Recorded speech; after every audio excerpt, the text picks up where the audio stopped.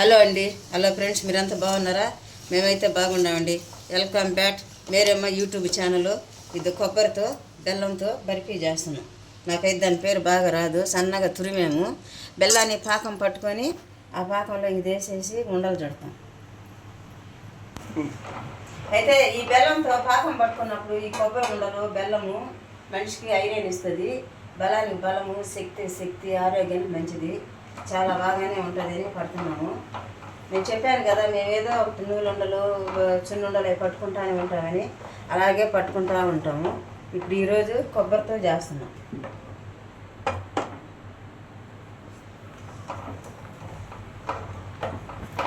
బెల్లం కరుగుతూ ఉంది కదా, ఇప్పుడు శ్రీకృష్ణ నెయ్యి ఆరోగ్యానికి చాలా మంచిది. ఇప్పుడు నెయ్యి దీంట్లో కొంచెం వదులుకోవాలి మనం.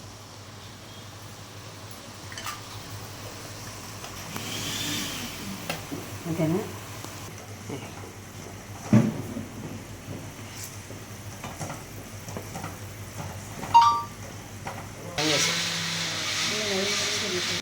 ఇలాగా తేగ పాకం వచ్చిన తర్వాత ఇలాచి పౌడరు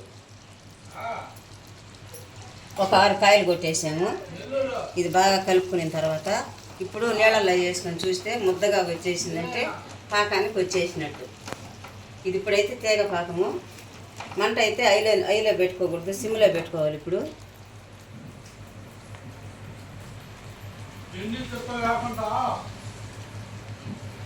ఇంకా కొంచెం చేపుంటే చాలు, గట్టిగా వస్తుంది. కానీ ఏదైనా కూడా మన ఇంట్లో మన స్వహస్తాలతో చేసుకొని తింటే మనకు చాలా.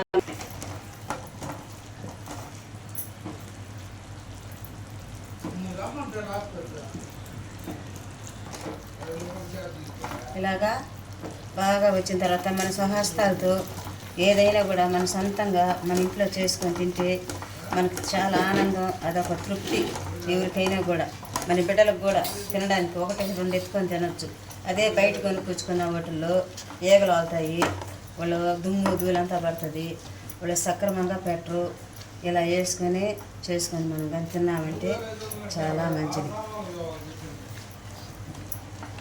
చూడండి, అంతే అయిపోయింది.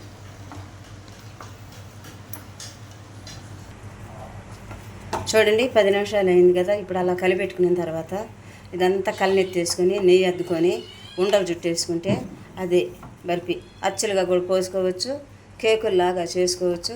అది మన ఇష్టం, మనకి ఎలా కావాలంటే అలా చేసుకోవచ్చు.